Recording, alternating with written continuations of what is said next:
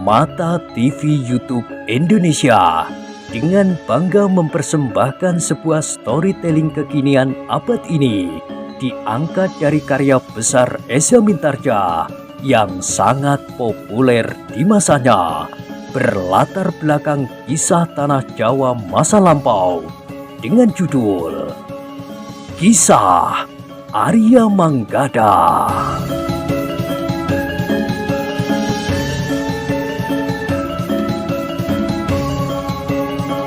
Pada kesempatan yang sangat baik ini, kita masuk pada episode yang ke-27. Selamat menikmati.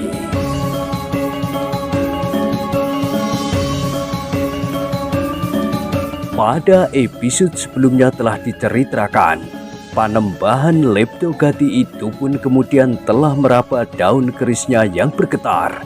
Seakan-akan sesuatu telah mengalir dari kerisnya itu ke tubuhnya. Sejenak kemudian darah yang mengalir itu telah berhenti dengan sendirinya. Racun di dalam darahnya yang masuk lewat jarum-jarum pasar itu ternyata telah dapat dihentakkan keluar. Panembahan itu tersenyum. Katanya,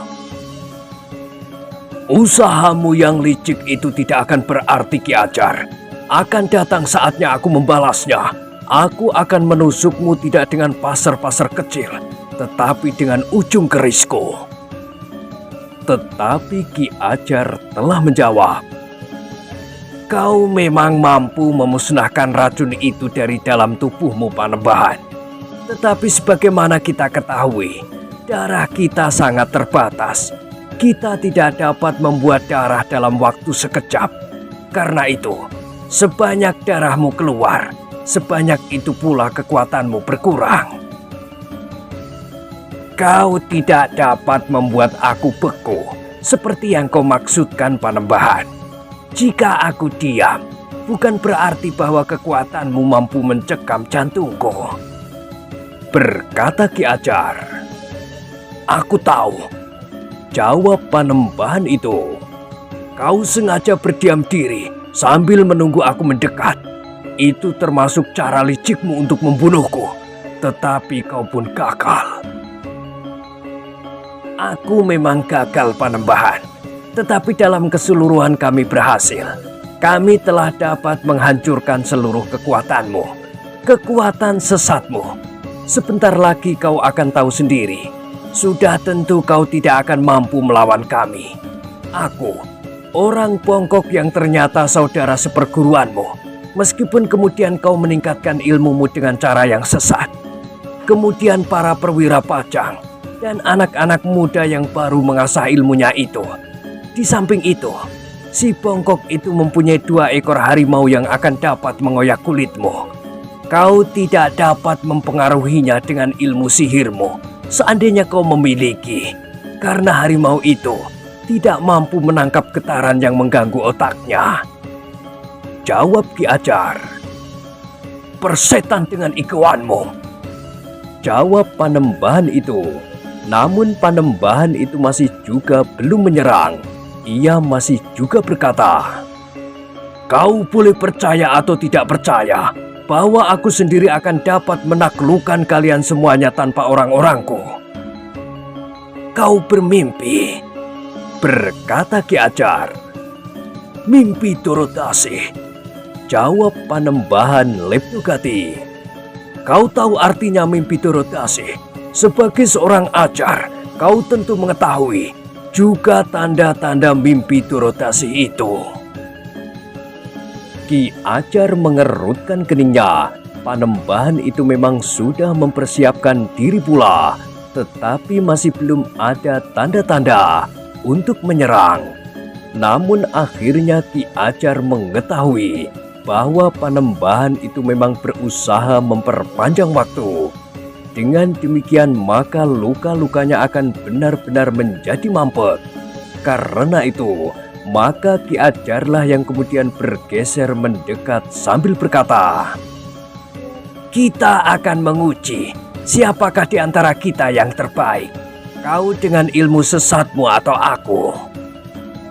Panembahan Leptogati tertawa. Ia masih akan berbicara lagi, tetapi Ki Ajar tidak memberinya kesempatan. Dengan tangkasnya, Ki Ajar pun telah menyerangnya.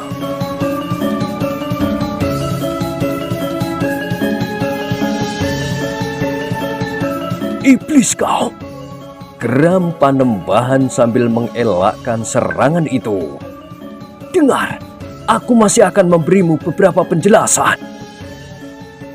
"Aku tidak memerlukan penjelasan," jawab Ki Ajar.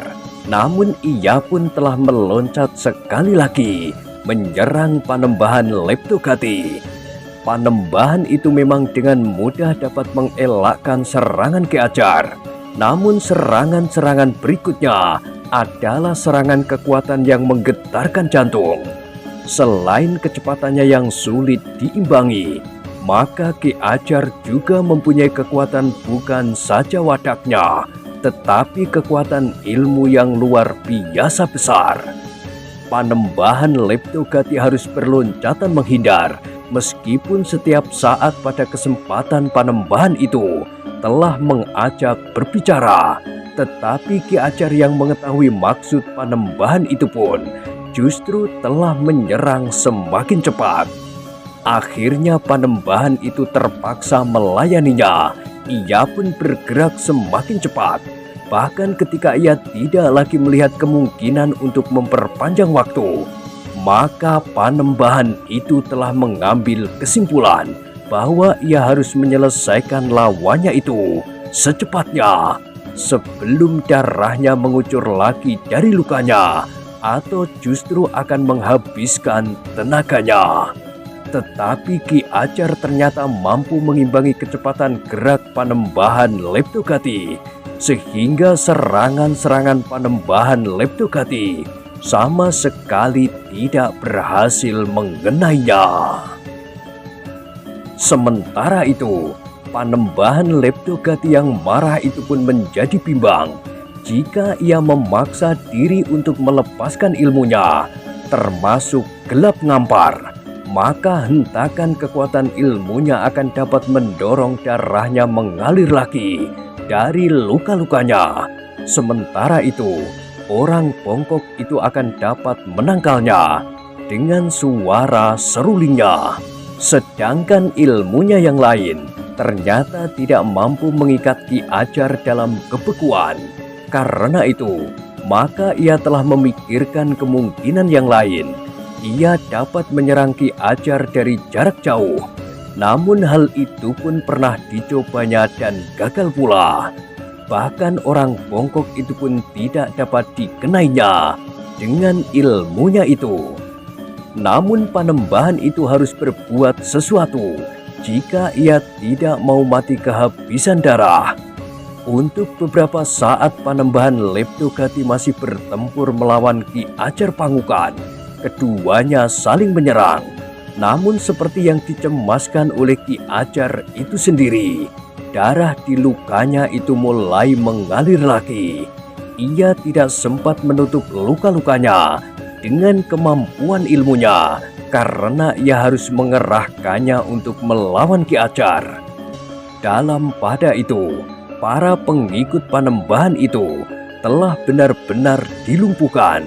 Beberapa orang yang seperti orang kehilangan akal telah terbunuh. Beberapa orang yang lain terluka. Namun jarang sekali di antara mereka yang menyerah, apalagi mereka yang sudah berada pada tataran yang cukup tinggi di lingkungan Panembahan Leptogati. Beberapa orang pengikut Panembahan Leptogati yang memiliki ilmu yang tinggi terpaksa dihadapi oleh beberapa orang sekaligus. Dalam pada itu, Manggada dan Laksono pun telah bertemu dengan dua orang putut dari padepokan raksasa yang tersembunyi itu. Untunglah keduanya telah membawa bekal yang cukup sehingga keduanya mampu bertahan untuk beberapa lama. Namun kemudian beberapa orang prajurit Pajang telah datang membantu. Dalam keadaan itu, maka Panembahan Leptogati benar-benar telah tersudut.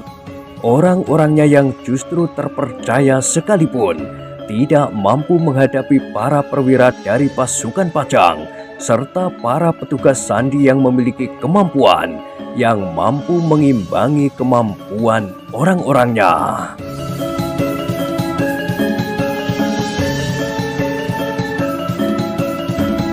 Karena itu, maka sejenak kemudian Panembahan Leptogati itu telah mengambil keputusan untuk sekali lagi mencoba menyerang lawannya dengan ilmunya yang dapat dilontarkannya dari jarak jauh.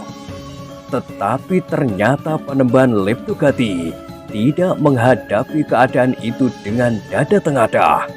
Ketika ia menyerang Ki Ajar dengan lontaran ilmu, serta Ki Ajar bergeser menghindar, maka dengan mengerahkan tenaga cadangan di dalam dirinya, Panembahan itu telah meloncat jauh-jauh surut. Ki Ajar terkejut. Ia sadar bahwa Panembahan Leptogati akan menghindar dari medan. Karena itu, maka Ki Ajar pun telah melakukan hal yang sama. Dengan menghentakkan tangannya, maka sebuah serangan yang dahsyat telah meluncur ke arah Panembahan yang memang mencoba menghindar dari pertempuran. Tetapi Panembahan Leptogati mampu mengelak. Bahkan sekali lagi, ia meloncat menjauhi Ki Ajar dengan loncatan panjang. Orang bongkok yang pernah menjadi saudara seperguruan Panembahan Leptogati itu pun tidak tinggal diam. Ia pun memiliki ilmu sebagaimana dimiliki oleh orang yang menyebut dirinya Panembahan Leptogati itu. Sebagaimana dilakukan oleh Panembahan Leptogati, maka orang bongkok itu pun mampu menyerangnya dari jarak jauh. Tetapi Panembahan itu masih mampu mengelakkan diri. Meskipun serangan datang dari dua orang yang memiliki atas perguruan yang berbeda, tetapi memiliki ilmu yang wujudnya hampir sama. Namun Panembahan Leptogati itu ternyata mampu melepaskan diri.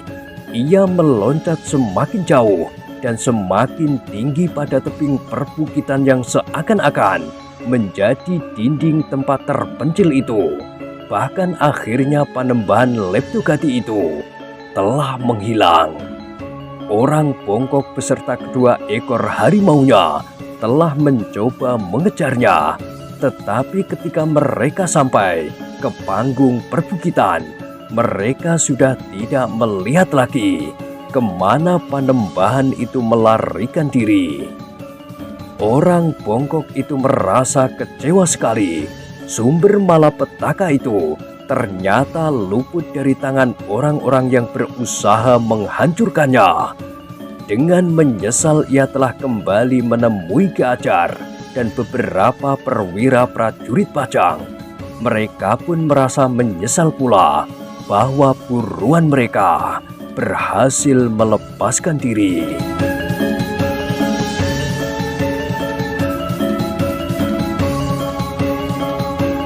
Apa boleh buat?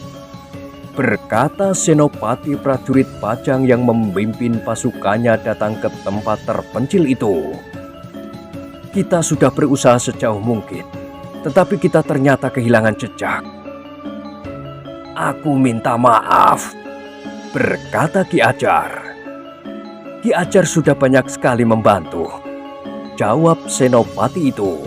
Tetapi katanya kemudian, namun sebaiknya kita memasuki padepokan induk Panembahan Leptogati. Mudah-mudahan ia singgah ke padukuhan induk itu. Orang bongkok itu menggeleng. Katanya, tentu tidak. Ia pun tahu bahwa kita tentu akan ke sana. Tetapi sebaiknya kita mencobanya. Demikianlah, para prajurit Pajang telah dikumpulkan oleh senopatinya. Para pemimpin kelompok telah melaporkan keadaan orang-orangnya. Beberapa orang korban memang telah jatuh. Senopati itu telah membagi pasukannya. Sebagian dari mereka harus tetap berada di tempat itu untuk merawat kawan-kawannya yang terluka dan mengumpulkan yang gugur di medan pertempuran. Sebagian yang lain akan dibawa ke padukuhan induk padepokan raksasa itu. Namun tiba-tiba Ki Ajar berkata kepada Ki Wirodadi, "Marilah, sebaiknya Ki Wirodadi dan anak gadismu ikut bersama kami. Ada beberapa alasan. Mungkin Panembahan itu akan kembali mencari korbannya jika ia tahu gadis itu kami tinggalkan di sini. Kedua, anak gadis Ki Wirodadi pernah berada di padukuhan induk. Mungkin ia dapat serba sedikit menceritakan lingkungan padukuhan induk itu, khususnya istana Panembahan Leptokati." Ki Wirodadi mengangguk-angguk. Sementara itu, anak gadisnya pun setuju untuk ikut serta. "Aku takut," berkata gadis itu. "Jika orang itu kembali, maka aku akan mati di sini." Ki Wirodadi pun mengangguk-angguk. Ia pun sadar, meskipun ada kelompok prajurit yang akan tinggal di tempat itu untuk merawat kawan-kawannya, tetapi jika Panembahan yang luput dari tangan mereka itu kembali, maka agaknya sulit bagi mereka untuk dapat melindungi anak gadis itu.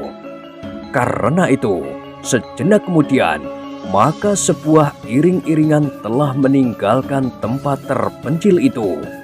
Tiba-tiba saja mereka tidak lagi melihat burung elang di udara. Demikian orang-orang padepokan itu dihancurkan, serta Panembahan Leptogati meninggalkan medan. Maka sisa-sisa burung elang itu pun telah lenyap pula. Beberapa saat mereka berjalan menyusuri jalan yang sulit. Mereka kadang-kadang harus menuruni tebing yang rendah, kemudian menyusuri tanggul sempit, sehingga akhirnya mereka sampai ke tempat yang diperuntukkan bagi upacara penyerahan korban itu. Gadis itu tiba-tiba saja menjerit kecil ketika ia melihat tatanan batu di tengah-tengah padang rumput yang tidak terlalu luas itu. Ia menjadi ngeri mengingat saat ia telah terbaring di tempat itu, hampir saja nyawanya direnggut oleh keris Panembahan Leptogati sebagai korban yang kesekian kalinya di bawah cahaya bulan bulat. Ki Wirodadi mendekap anaknya itu. Bisiknya, "Kau aman sekarang anakku. Kau lihat, orang-orang berilmu tinggi itu telah menolongmu. Bahkan sepasukan prajurit Pajang telah datang pula. Bagi prajurit itu, tujuan utamanya adalah menghancurkan sekelompok orang beraliran sesat di sini. Adalah kebetulan sekali mereka hadir sekarang, sehingga jiwamu telah diselamatkan. Yang Maha Agung masih melindungimu." Gadis itu ternyata telah terisak. Namun Ki Wirodadi berkata, "Tugasmu sekarang membalas kebaikan orang-orang berilmu tinggi itu. Tunjukkan padepokan induk itu dan apa saja yang kau lihat yang ada di dalamnya." "Semuanya mengerikan," desis gadis itu. "Tetapi kau harus melakukannya," berkata ayahnya. Gadis itu mengangguk. Ia memang menyadari apa yang sedang dialami. Karena itu maka penalarannya memang mengatakan kepadanya bahwa ia harus langsung melibatkan diri bukan saja bagi keselamatan dirinya, tetapi untuk gadis-gadis lain di masa mendatang. Sesaat iring-iringan itu singgah di padukuhan yang menghadap ke padang rumput yang tidak terlalu luas itu. Mereka masih melihat beberapa macam benda upacara selain yang berserakan di dekat tempat upacara untuk menyerahkan korban itu.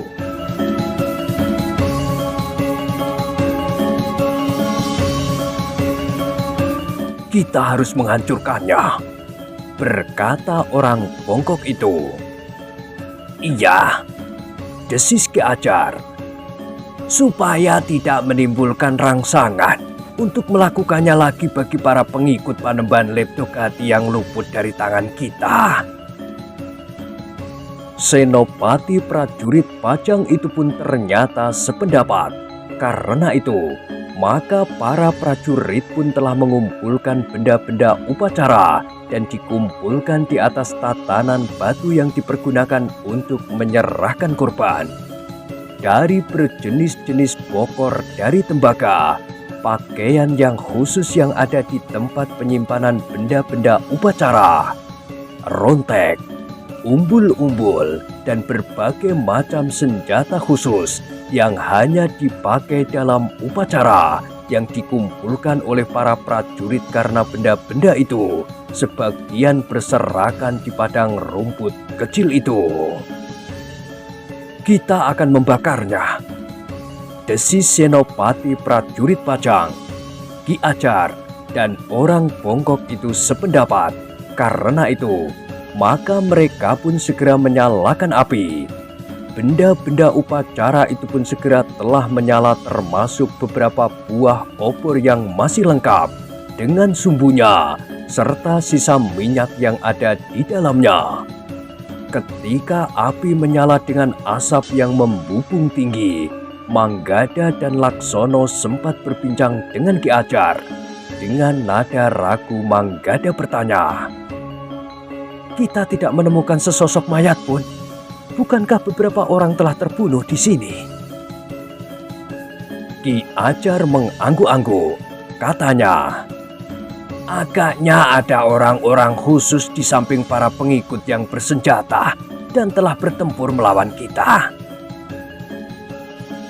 Tetapi tidak hanya 1-2 orang yang telah terbunuh, juga ada di antara mereka yang telah dikoyak oleh harimau Kipandi itu," berkata Laksono. "Mungkin kita akan menemukan jawabnya jika kita sempat memasuki induk padepokan Panembahan Leptogati nanti," jawab Ki Ajar. Demikianlah, maka setelah api berkobar bagaikan menjilat langit menelan setumpuk benda-benda upacara itu, maka iringan-iringan itu telah melanjutkan perjalanan menuju ke induk padepokan raksasa yang berada di lereng gunung itu. Ketika iring-iringan itu melalui sebuah padukuhan, maka nampak padukuhan itu begitu sepi. Semua pintu rumah tertutup rapat. Tidak ada seorang pun yang nampak di halaman, apalagi di jalan-jalan. Manggada dan Laksono memang ingin tahu apakah orang-orang padukuhan itu telah pergi mengungsi atau mereka telah melakukan sesuatu yang lain berhubungan dengan upacara yang telah dilakukan oleh Panembahan Leptogati itu. Karena itu, tiba-tiba saja kedua orang anak muda itu telah menyelinap masuk sebuah regol halaman yang sedikit terbuka. Dengan berlari-lari kecil, keduanya naik ke pendopo rumah itu dan langsung menuju ke Pringgitan. "Apa yang akan mereka lakukan?" bertanya Senopati prajurit Pajang. Ki Ajar menarik nafas panjang. Katanya, "Mereka ingin tahu apa saja. Agaknya mereka ingin tahu apakah di dalam rumah yang pintunya tertutup itu ada orangnya." Senopati itu mengangguk-angguk. Katanya, "Agaknya aku juga akan berbuat begitu jika umurku masih semuda mereka." Namun demikian, Ki Ajar tidak meninggalkan kedua orang anak muda itu. Bersama orang bongkok itu, keduanya berhenti di luar halaman. Ternyata Manggada dan Laksono telah mengetuk pintu Pringgitan keras-keras. Beberapa kali keduanya menyapa jika ada orang di dalam rumah itu. Tetapi sama sekali tidak ada jawaban, sehingga Manggada dan Laksono telah mengguncang-guncang pintu itu. "Buka pintu, atau aku akan menghancurkannya!" Tiba-tiba Laksono berkata lantang. Sesaat keduanya menunggu. Namun ternyata ketajaman telinga mereka mampu menangkap desir lembut di dalam rumah itu. Karena itu, keduanya yakin bahwa tentu ada seseorang atau lebih di dalam rumah itu. Aku akan menghitung sampai 10. Geram Laksono. Jika sampai kehitungan ke-10 pintu tidak dibuka, maka aku akan menghancurkan pintu itu.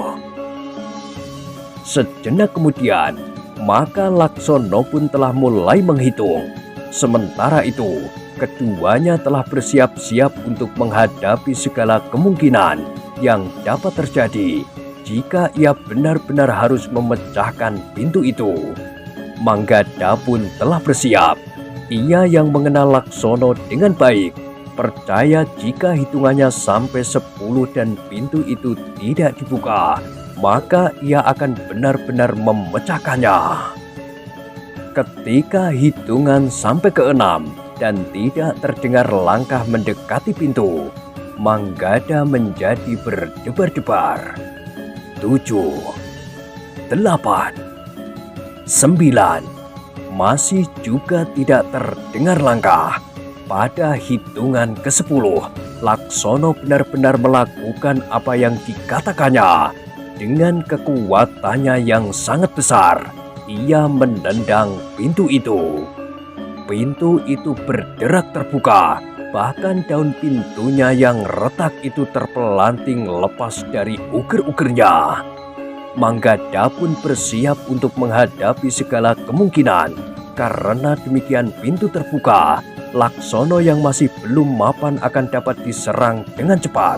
Karena itu, ia harus bersiap menghadapinya. Tetapi kedua anak muda itu terkejut. Mereka memang melihat beberapa orang di dalam rumah itu, tapi tidak lebih dari seorang laki-laki tua, 3 orang perempuan, dan 2 orang anak-anak yang masih remaja menggigil ketakutan. Manggada dan Laksono saling berpandangan. Namun kemudian Manggada bertanya, "Kenapa kau tidak mau membuka pintu, Kami takut anak-anak muda. Perang sedang berkecamuk di luar," jawab laki-laki tua itu dengan suara gemetar. "Tetapi kau tahu akibatnya jika kau menolak perintah kami," berkata Laksono. "Kami tidak berniat menolak, tetapi kami tidak berani melakukannya." Suara orang itu semakin gemetar karena ketakutan. Laksono menarik nafas dalam-dalam. Laki-laki tua itu kembali berkata, "Marilah anak-anak muda, aku persilahkan kalian duduk." "Tidak," jawab Manggada. "Kami akan meneruskan perjalanan kami." Keduanya pun tidak lagi menaruh banyak perhatian kepada mereka, karena keduanya telah melangkah meninggalkan ruang dalam itu. Tetapi ketika mencapai pintu, seseorang telah mendorong mereka dengan kuatnya, sehingga Manggada dan Laksono jatuh terguling di lantai. Namun dengan sikapnya, mereka melenting berdiri. Baru keduanya menyadari bahwa mereka hampir saja terjebak. Demikian keduanya keluar dan membelakangi pintu. Orang tua yang dianggap menggigil ketakutan itu telah menyerangnya. Seperti terbang, orang itu meluncur dengan kedua tangan mengembang, siap menerkam tengkuk Manggada dan Laksono dan membentur kepala kedua anak muda itu. Tapi Ki Ajar dapat membaca apa yang akan terjadi. Ia tidak sampai hati meninggalkan anak-anak muda yang belum banyak pengalaman itu, kemudian memasuki halaman bersama si bongkok itu. Orang tua yang kehilangan sasaran itu menggeram marah, tetapi ia terkejut melihat si bongkok yang berdiri beberapa langkah di sebelah anak-anak muda itu. "Kau demit bongkok," geram orang tua itu. "Jadi kau bersembunyi di sini?" berkata orang bongkok itu.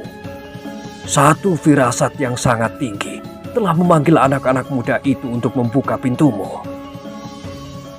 Adalah satu kebetulan yang barangkali juga bukan kebetulan bahwa keduanya akan menemukan tempatmu bersembunyi. Kau terlalu bodoh dengan sedikit membuka regol halamanmu sehingga menarik perhatian mereka, atau memang sengaja kau lakukan untuk menarik perhatian, kemudian menjebak dengan licik seperti yang telah terjadi. Kau iblis, geram orang tua itu. Kenapa kau ikut campur dalam persoalan ini? Aku kira dari perguruan kita yang tinggal hanya aku dan orang yang menyebut dirinya Panembahan Leptogati itu. Tapi ternyata kau ada di sini juga untuk mengabdi pada orang berilmu sesat dan menodai nama perguruan kita itu. Berkata orang bongkok itu. Orang tua itu tertawa. Katanya, kau tidak perlu mencela orang lain. Jika hal itu sudah menjadi satu keyakinan, maka takarannya adalah maut. Tidak, jawab orang bongkok itu. Seseorang memang dapat memegang satu keyakinan, tapi keyakinan itu dapat berubah jika suatu saat ia menyadari bahwa ia melakukan kesalahan dengan keyakinannya itu. Ia dapat berpaling untuk mencari kebenaran. Nampaknya kau adalah jenis orang yang keyakinannya mudah goyah. Hei, orang bongkok, serahkan anak-anak muda itu kepadaku. Aku akan membunuh mereka, kemudian membunuhmu, dan membunuh orang tua itu, siapapun orang itu. Geram orang tua itu. Tetapi orang bongkok itu seakan-akan tidak mendengarnya. Ia masih juga bertanya, apa alasanmu ikut bersama Panembahan yang gila itu, yang menganggap kerisnya telah berharga dari jiwa seseorang? Persetan, geram orang itu. Kaulah yang telah berkhianat atas perguruan kita. Panembahan Leptogati adalah orang yang memiliki hak yang sah untuk memimpin padepokan kita. Kenapa?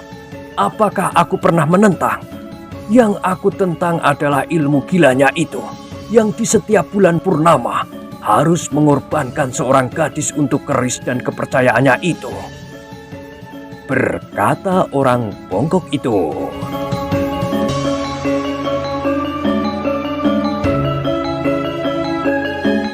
Nah, bagaimanakah kisah selanjutnya? Silahkan ikuti terus kisah Arya Manggada pada episode berikutnya.